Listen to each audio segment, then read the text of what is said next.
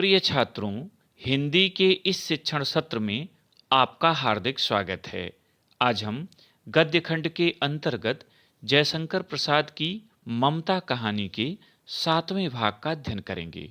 प्रस्तुत अंश में चौसा के मुगल पठान युद्ध की विभीषिका के कई दशक बाद की परिस्थिति का चित्रण है, जिसमें ममता के मानवीय गुणों पर प्रकाश डाला गया है। गद्यांश देखें।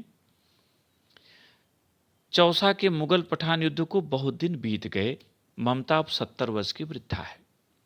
लेखक कहता है कि मुगलों और पठानों के बीच हुए चौसा के युद्ध को बहुत समय बीत गए थे, जिसमें मुगल बादशाह हुमायूं ने शेर शाह के द्वारा पराजित होने के पश्चात ममता की कुटिया में शरण ली थी। इस घटना को बहुत दिन हो गए थे। अब ममता 70 वर्ष की बुढ़िया हो चुकी थी, वृद्धा हो चुकी थी। वह अपनी झोपड़ी में एक दिन पड़ी थी। शीतकाल का प्रभात था। लेखक कहता है कि एक दिन वह अपनी झोपड़ी में पड़ी हुई थी। शीतकाल ठंडी की ऋतु का प्रभात माने प्रातः काल था। उसका जीर्ण कंकाल खांसी से गूंज रहा था। जीर्ण माने जर्जर, कमजोर, कंकाल माने हड्डियों का ढांचा मात्र। ममता का शरीर जो अब सूख कर हड्डियों का ढांचा मात्र रह गया था, वह शीत के प्रभाव के कारण, ठंड के प्रभाव के कारण खांसने पर हिल रहा था। ममता की सेवा के लिए गांव की 2-3 स्त्रियां उसे घेर कर बैठी थीं, क्योंकि वह आजीवन सबके सुख दुख की सहभागिनी रही।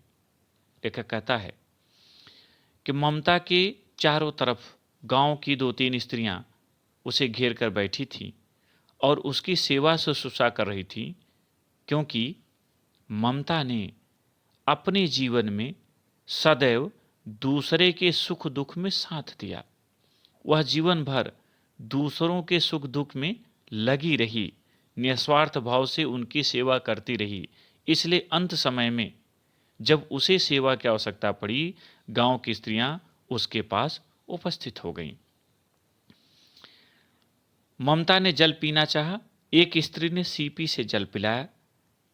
ममता ने जल पीने की इच्छा व्यक्त की तो एक स्त्री ने सीपी से उसे जल पिला दिया, क्योंकि सामान्य रूप से वह जल उठकर पीने में सक्षम न थी। सहसा एक अश्वारोही उसी झोपड़ी के द्वार पर दिखाई पड़ा। अश्वारोही माने घुड़सवार, सहसा माने अचानक। अचानक एक घुड़सवार उस झोपड़ी के द्वार पर आकर खड़ा हो गया। वह अपनी धुन में कहने लगा, मिर्जा ने जो चित्र बनाकर दिया है वह तो इसी जगह का होना चाहिए। वह बुढ़िया मर गई होगी। अब किससे पूछूं कि एक दिन शहंशाह हुमायूं किस छप्पर के नीचे बैठे थे। यह घटना भी तो 47 वर्ष से ऊपर की हुई। लेखक कहता है कि ममता की झोपड़ी के सामने एक घुड़सवार आया और स्वयं से ही कहने लगा कि मिर्जा ने जो चित्र बनाकर दिया है वह तो इसी स्थान का होना चाहिए, लेकिन मैं पूछूं किससे?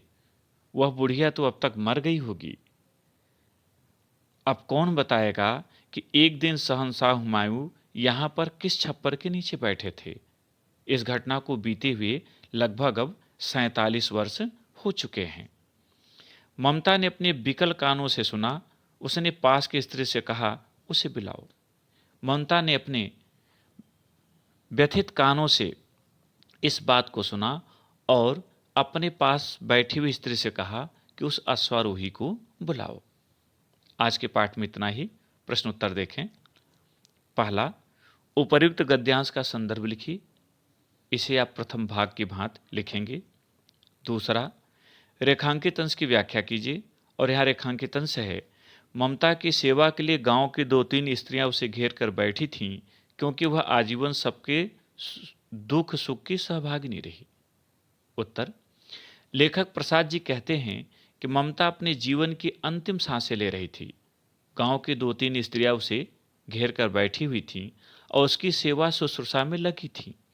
यद्यप ममता का इस संसार में कोई सगा संबंधी न था, किंतु उसने जीवन भर दूसरों के सुख दुख में साथ निभाया था, निस्वार्थ भाव से उनकी सेवा की थी। इसलिए गांव की स्त्रियां उसकी सेवा के लिए उसके पास उपस्थित थीं। तीसरा प्रश्न, इन पंक्तियों के अनुसार ममता कितने वर्ष की हो चुकी थी? उत्तर, इन पंक्तियों के अनुसार ममता 70 वर्ष की हो चुकी थी। चौथा प्रश्न, उपर्युक्त गद्यांश में ममता के चरित्र की किन विशेषताओं पर प्रकाश डाला गया है?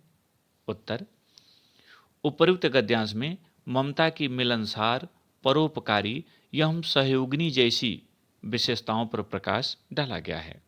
पांचवा प्रश्न, इस गद्यांश में चौसा के मुगल पठान युद्ध का उल्लेख क्यों किया गया है? उत्तर, चौसा के मुगल पठान युद्ध में मुगल शहंशाह हुमायूं ने ममता की झोपड़ी में शरण ली थी और प्रस्थान के समय उसका घर बनवाने का आदेश दिया था। इसी घटना के उल्लेख के लिए इस गद्यांश में चौसा के मुगल पठान युद्ध का उल्लेख किया गया है। प्रिय छात्रों, यद्यपि परीक्षा में 3 ही प्रश्न आते हैं, किंतु यहाँ ये 2 प्रश्न भी महत्वपूर्ण लगे, अतः इन सभी का उत्तर अपनी उत्तर पुस्तिका में लिखें और अभ्यास करें। बहुत बहुत धन्यवाद।